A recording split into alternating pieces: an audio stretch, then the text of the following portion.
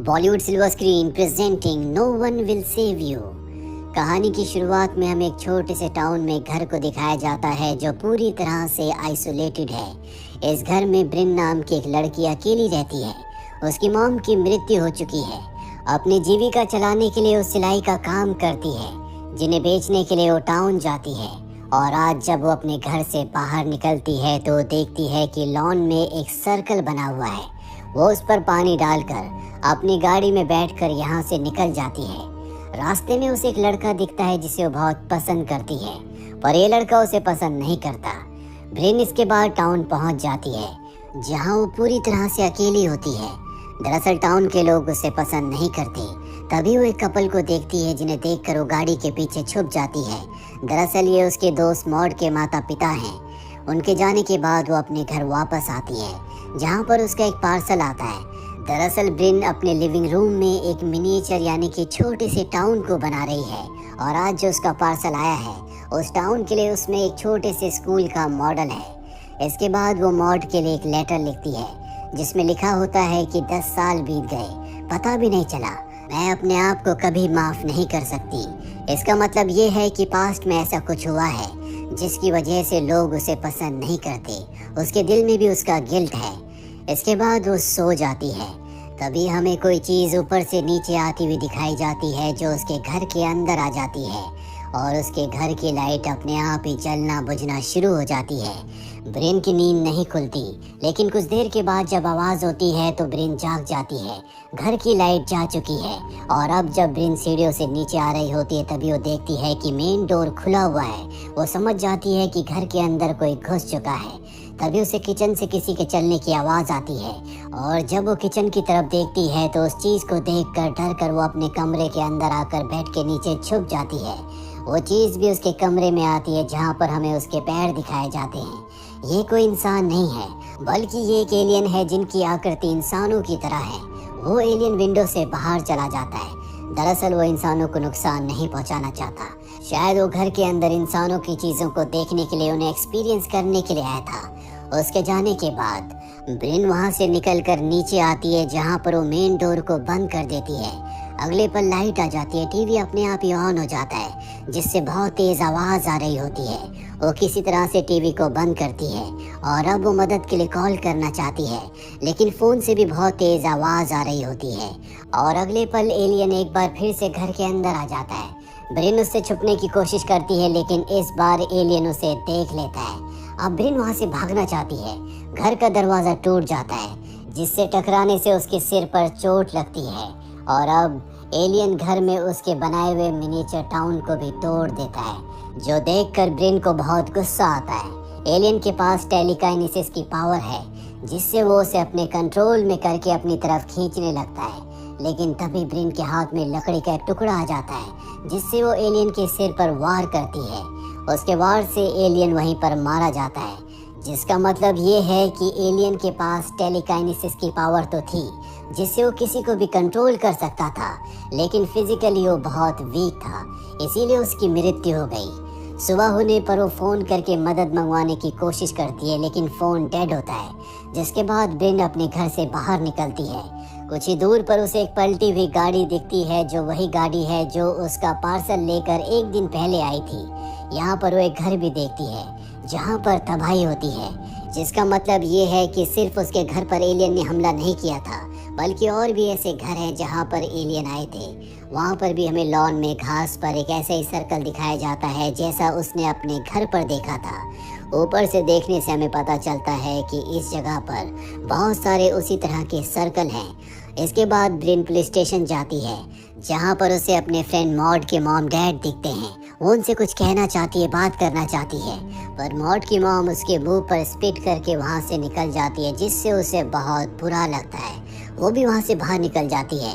वो तय करती है कि वो शहर से निकल जाएगी, जिससे उसकी जान बच सकती है। वो बस में बैठ जाती है, लेकिन वहाँ पर एक कपल उसके ऊपर हमला करता है, जिनके गले में कुछ अजीब सी चीज़ रेंग रही होती है। वो अपनी जान बचाकर बस से बाहर आ जाती है और भागते हुए एक जगह पहुँचती है, जहाँ पर एक ग्रेव होती है। इस ग्रेव पर लिखा होता है मॉड, यानी कि उसके दोस्त मॉड की आज से 10 साल पहले मृत्यु हो गई थी। और तभी उसे एलियंस की आवाज़ आती है वही आवाज़ जो उसे रात को अपने घर से आ रही थी। वो देखती है कि पार्क में बहुत सारे लोग हैं जिन सब ने अपने हाथ ऊपर कर रखे हैं, जिसका मतलब ये है कि एलियंस ने अपनी टेलीकाइनेसिस की पावर से इन सब के दिमाग को अपने कंट्रोल में कर लिया है। इसके बाद वो अपने घर आ जाती है। वहाँ पर ब्रिन देखती है कि एलियन की बॉडी से उसके मुंह से कुछ निकल कर बाहर गया है। वो उस चीज़ को देखने के लिए भी जाती है, लेकिन वो चीज़ उसे वहाँ कहीं नहीं दिखती। इसके बाद वो घर के अंदर आ जाती है, जहाँ वो सभी खिड़कियों को बंद कर देती है। दरवाज़ा टूट चुका है, इसीलिए वो उसे बेडशीट से कवर कर देती है। अपनी रक्षा के लिए अपने पास वो एक ब्लेड रखती है। पर अब एलियंस घर के बाहर आ चुके हैं। उनके जो शिप्स होते हैं वो घर के अंदर लेज़र बीम्स को फेंकते हैं, जिससे वो अपने साथी एलियन की बॉडी को अपनी तरफ खींचते हैं, जिसे एक दिन पहले ब्रिन ने मार दिया था। ब्रिन अपनी जान बचाने के लिए नीचे बेसमेंट में चली जाती है, जहाँ पर एक एलियन उसे ढूंढता हुआ पहुँच जाता है। उसे मारने के लिए अपने आप को बचाने के लिए वो कैंची उठा लेती है, लेकिन एलियन के पास टेलीकाइनेसिस की पावर है। उससे वो कैंची को अपनी तरफ खींच लेता है। उसके पास एक फ़ोटो भी होती है जो उसकी और उसके दोस्त मॉड की है।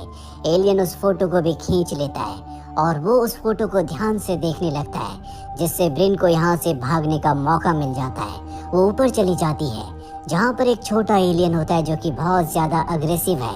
वो ब्रिन के ऊपर हमला करता है। ब्रिन अपनी जान बचाने के लिए उसके ऊपर गरम गरम पानी फेंक देती है और वहाँ से भागकर बाथरूम में आ जाती है। पर उस एलियन को कुछ नहीं हुआ होता।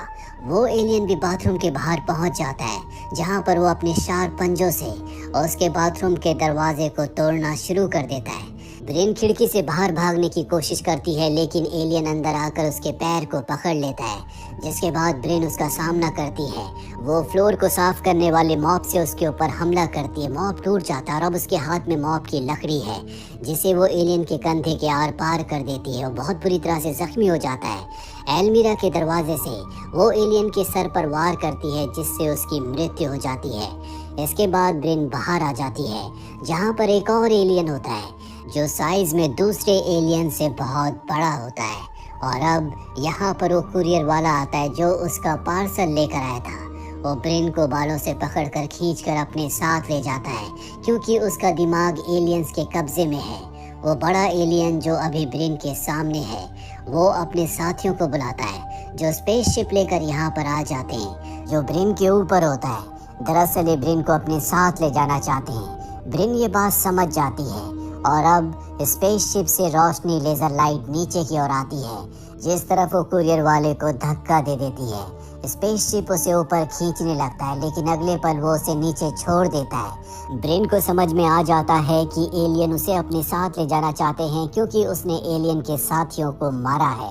और अब वो बड़ा एलियन जो उसके पास ही होता है उसका पीछा करना शुरू कर देता है। ब्रिन अपनी गाड़ी के अंदर चली जाती है और बहुत चालाकी से उस एलियन को गाड़ी के अंदर फंसाकर उसमें आग लगाकर ब्लास्ट कर देती है, जिससे उस एलियन का भी खात्मा हो जाता है।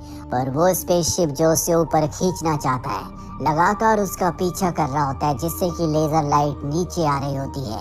ब्रिन अपने घर के अंदर आ जाती है, जहाँ वो बेसमेंट में जाती है, जहाँ पर वो एलियन अब भी उसकी और उसके दोस्त की फोटो देख रहा होता है। ब्रिन चुपके से पीछे से उसके ऊपर हमला करना चाहती है, पर उस एलियन को पता चल जाता है। वो अपनी पावर से उसे जोर से धक्का देता है, जिससे वो बहुत दूर जाकर गिरती है और अगले पल घर के अंदर लाल रंग की रोशनी आती है, जिससे ब्रिन पूरी तरह से फ्रीज हो जाती है। जिसके बाद उसके पास एक एलियन आता है जो अपने मुंह से एक अजीब से क्रिएचर को बाहर निकालता है और ब्रिन के मुंह के अंदर डाल देता है, जिससे कि वो ब्रिन को कंट्रोल कर सकता है।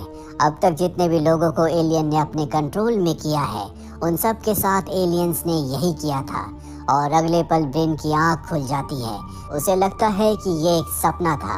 तभी उसके सामने उसकी दोस्त मॉड आ जाती है, जिसे वो बहुत मिस करती है, जिससे उसे एहसास होता है कि वो कोई सपना नहीं था, बल्कि वो हकीकत थी।